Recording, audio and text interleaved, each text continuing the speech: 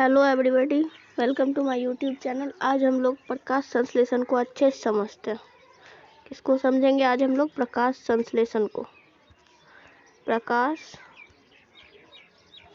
संश्लेषण, प्रकाश संश्लेषण होता क्या, ये मैंने आप लोगों को कल के वीडियो में बताया था। आज भी मैं आप लोगों को बता दूं। प्रकाश संश्लेषण वह प्रक्रिया है जिसमें सूर्य की उपस्थिति में, सूर्य प्रकाश की उपस्थिति में कार्बन डाइऑक्साइड जल के साथ अभिक्रिया करके ग्लूकोज का निर्माण करता है। सूर्य प्रकाश और क्लोरोफिल की उपस्थिति में कार्बन डाइऑक्साइड और जल अभिक्रिया करके ग्लूकोज का निर्माण करता है। फोटोसिंथेसिस कहलाता है। फोटोसिंथेसिस की क्रिया शुरू से लेकर अंत तक क्लोरोप्लास्ट में ही होती है। क्लोरोप्लास्ट मतलब लीफ में जो पाया जाता है क्लोरोप्लास्ट, लीफ के सेल में क्लोरोप्लास्ट पाया जाता है और क्लोरोप्लास्ट में क्लोरोफिल मौजूद होता है। ठीक है, अब हम लोग प्रकाश संश्लेषण का एक समीकरण होता है क्या, इसमें देखिए CO2 प्लस H2O। एक मिनट, इसको इरेज कर दो पहले।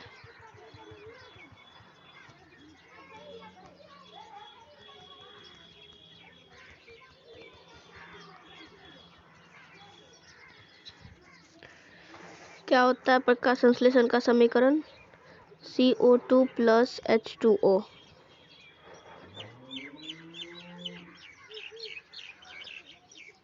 CO2 मतलब कार्बन डाइऑक्साइड और H2O मतलब हो गया जल। ठीक है, ये अभिक्रिया करता है यहाँ पे हो गया सूर्य प्रकाश।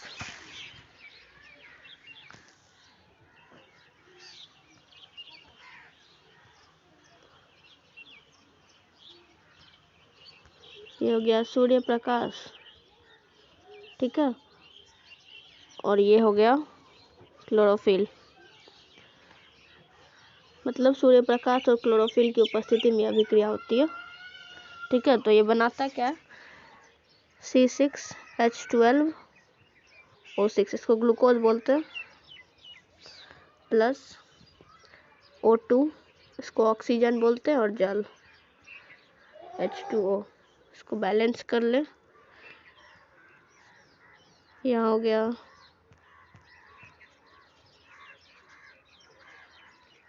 यहाँ 6 हो जाएगा, यहाँ 12 लगा दो, ये तो जो है वो है यहाँ 6 हो जाएगा और यहाँ भी 6 हो जाएगा। ठीक है, तो इसको बोलते हैं ग्लूकोज। तो फोटोसिंथेसिस की क्रिया में जो मेन बनता है वो होता है ग्लूकोज। ये ठीक है, तो फोटोसिंथेसिस समझ गए। अब आगे देखते हैं क्या।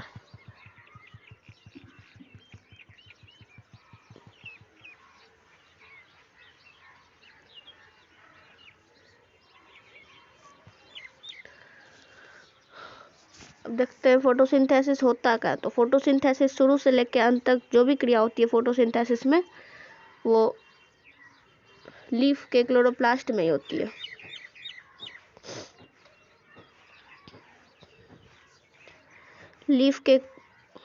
लीफ में कई प्रकार के सेल पाए जाते हैं। एक होता है पैलिसेड,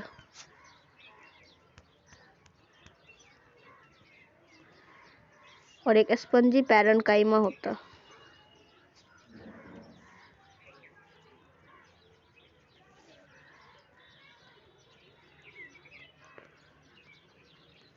इन दोनों सेल में क्लोरोप्लास्ट भरे होते हैं। कई क्लोरोप्लास्ट होते हैं। क्लोरोप्लास्ट होते हैं और इनके जो कार्य होते हैं, मतलब ये दोनों सेल जो फंक्शन करते हैं वो बहुत ज़्यादा हार्ड होते हैं। ठीक है,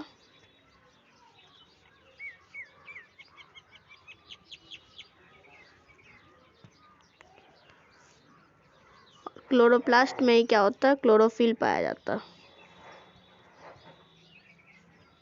क्लोरोफिल ये कहाँ पाया जाता है? क्लोरोप्लास्ट में।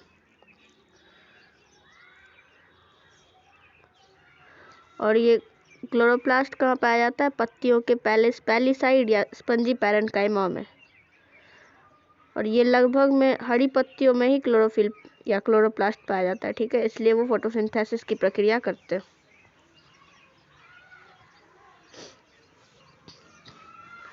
क्लोरोप्लास्ट को क्या बोलते हैं हम लोग?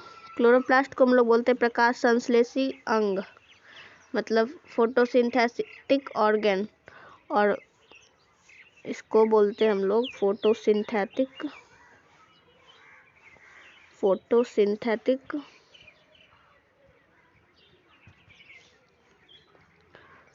ऑर्गेनल्स, मतलब प्रकाश संश्लेषी अंगक। ये फोटोसिंथेसिस में भाग लेता है, इसलिए इसको प्रकाश संश्लेषी अंगक बोलते हैं। फोटोसिंथेसिस इसी कारण होती है कि क्रिया इसी कारण होती है, इसलिए इसको प्रकाश संश्लेषी अंगक बोलते हैं। अब हम लोग देखते हैं क्लोरोप्लास्ट को क्या बोलते हैं? क्लोरोप्लास्ट को बोलते हैं फोटोसिंथेटिक ऑर्गन।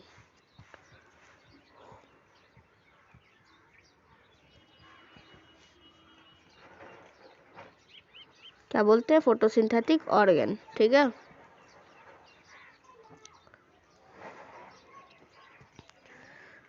अब देखते हैं स्टोमाटा क्या होता है। स्टोमाटा कहाँ पाया जाता है? स्टोमाटा कहाँ पाया जाता है? तो लीफ के जो बाहरी परत होती है, या लीफ की जो एपिडर्मिस होती है, लीफ के बाहरी परत को हम लोग क्या बोलते हैं? एपिडर्मिस। क्या बोलते हैं? एपिडर्मिस। एक प्रकार का सेल होता है, ठीक है। लीफ की जो बाहरी परत होती है, जिसे हम एपिडर्मिस कहते हैं, उसी में स्टोमाटा मौजूद होते हैं। स्टोमाटा मतलब छोटे छोटे छिद्र, जिसों के कार्बन डाइऑक्साइड, ऑक्सीजन वगैरह वगैरह अंदर या बाहर जाते हैं, ठीक है। ये भी एक प्रकार के सेल होते हैं, ठीक है। इनमें अनेक प्रकार के छिद्र पाए जाते हैं। स्टोमाटा में छिद्र पाए जाते हैं। क्या पाए जाते हैं? स्टोमाटा में छिद्र पाए जाते हैं। और ये छिद्र मतलब पोर्स बंद होते हैं या खुलते हैं।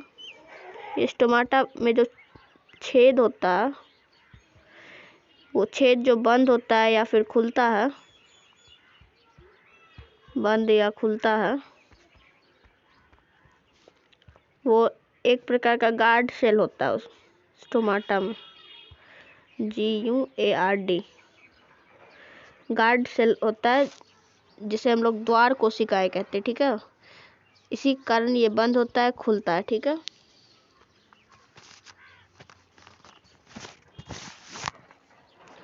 इन्हीं स्टोमाटा के द्वारा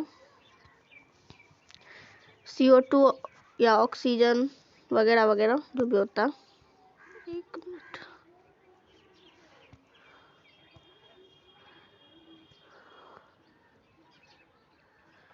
इन्हीं स्टोमाटा के द्वारा ऑक्सीजन, CO2 मतलब सॉरी ऑक्सीजन नहीं, इन्हीं स्टोमाटा के द्वारा CO2 जो है, CO2 युक्त हवा विसरण मतलब डिफ्यूजन द्वारा पत्तियों में पहुंचता है।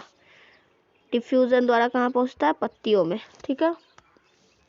और फिर ऑक्सीजन को निकालता है CO के डिफ्यूजन द्वारा।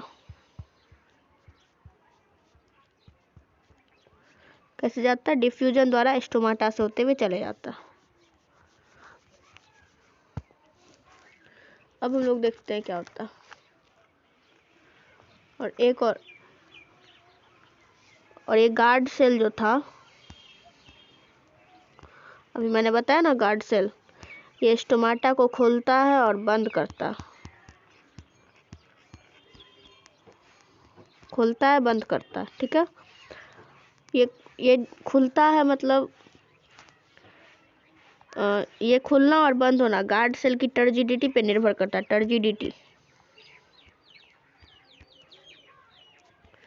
टर्जिडिटी स्फीति।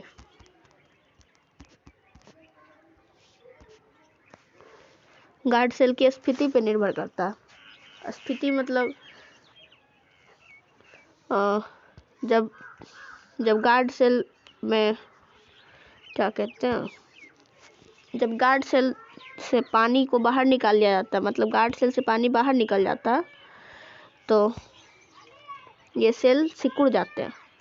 पानी बाहर निकलेगा सिकुड़ेगा, जिससे वो बंद हो जाता है। ठीक है। और जब गार्ड सेल में पानी भरा हुआ रहता है तो वो फूला हुआ रहता है, जिससे वो क्या बोलते हैं स्टोमाटा बंद रहते हैं। इसी को हम लोग टर्जिडिटी बोलते हैं। पानी का निकलना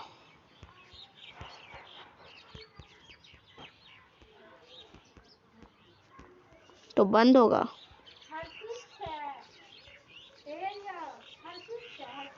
और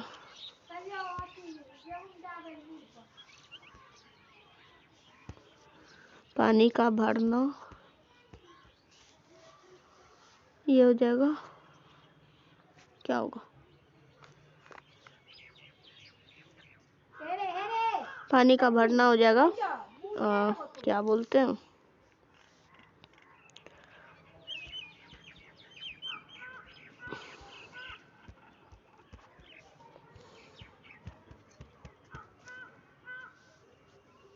हर्षित या ला दो गेहूं।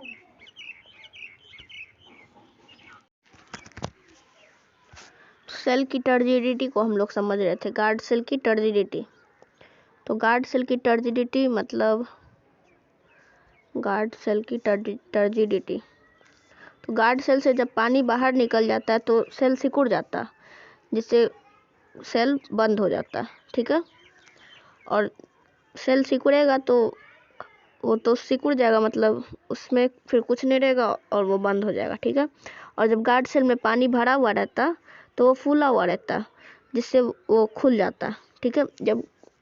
जब कोई भी चीज़ में कुछ ज़्यादा हवा पानी जो भी होता है वो भर देते हैं तो वो फूल जाता है, जिससे वो खुला हुआ रहता है।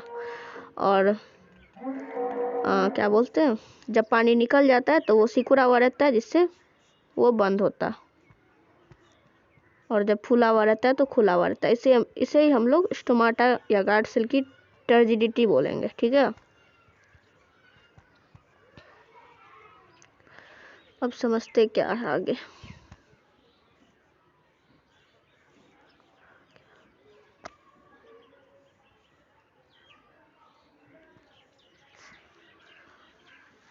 एक मिनट।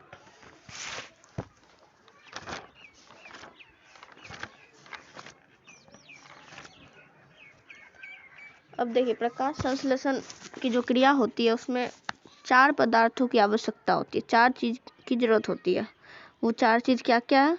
वो सनलाइट, प्रकाश फोटोसिंथेसिस की क्रिया में 4 चीज की आवश्यकता होती है। पहला होता है sunlight,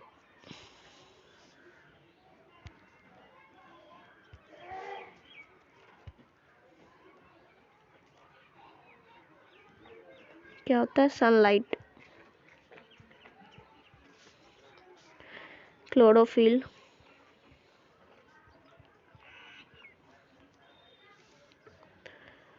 water, CO2 carbon dioxide, ये 4 चीज रहेंगे तभी प्रकाश संश्लेषण की क्रिया होगी। रात में प्रकाश संश्लेषण की क्रिया नहीं होती, पता है क्यों?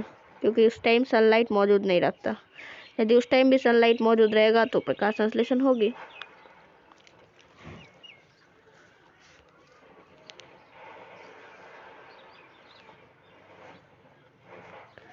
देखिए, प्रकाश संश्लेषण क्लोरोफिल, ये जरूरी नहीं कि हरे रंग का ही हो। क्लोरोफिल PH,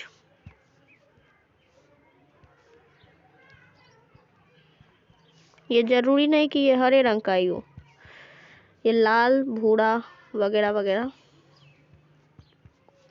रंग के भी होंगे, तो इसमें भी प्रकाश संश्लेषण की क्रिया होती है।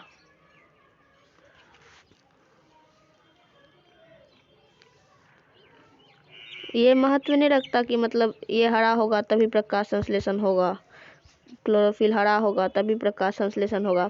बस महत्व ये रखता है कि मतलब क्लोरोफिल मौजूद हो, उसमें उस पत्ते में क्लोरोफिल मौजूद हो, चाहे वो हरे रंग का हो, लाल रंग का हो, नीले रंग का हो, जो भी रंग का हो, बस क्लोरोफिल मौजूद हो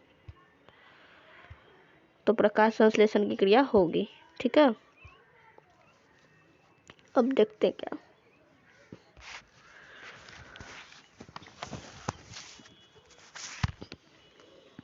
अब है हमारा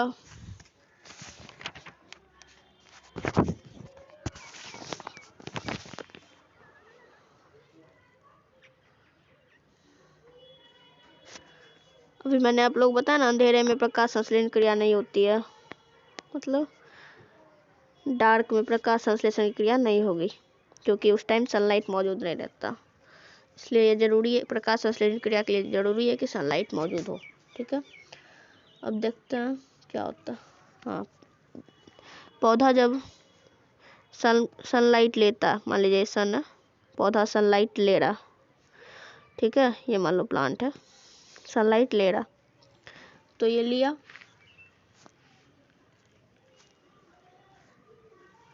और इस पौधे में जो क्लोरोफिल मौजूद है, क्लोरोफिल जो मौजूद है वो सनलाइट को रेडिएंट एनर्जी में बदल दिया।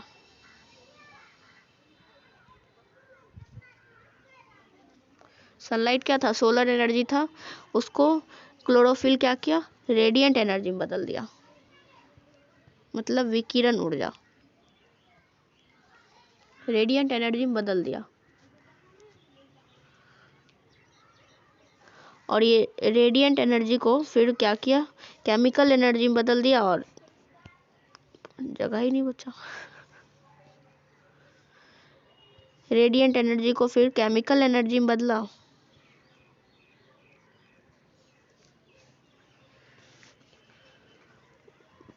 फिर इससे ग्लूकोज का निर्माण हो गया। फिर प्रकाश संश्लेषण की क्रिया हुई, कार्बन डाइऑक्साइड जल प्रकाश संश्लेषण क्रिया किए इस केमिकल एनर्जी के साथ, तो ग्लूकोज का निर्माण हो गया। तो नॉर्मली हुआ क्या, सोलर एनर्जी आया पत्ते में क्लोरोफिल मौजूद था, क्लोरोफिल उसको क्या किया, रेडिएंट एनर्जी में बदला, फिर उस रेडिएंट एनर्जी को केमिकल एनर्जी में बदल दिया, केमिकल एनर्जी ग्लूकोज बना दिया। ठीक है, फोटोसिंथेसिस हो गया। अगला है हमारा क्या,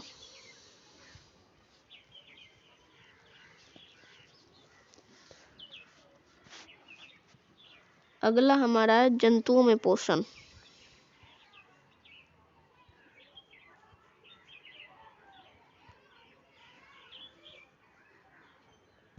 ये क्या था, अभी पढ़ क्या रहे थे, पौधों में पोषण था। इसके बारे में हम अगले वीडियो में देखेंगे।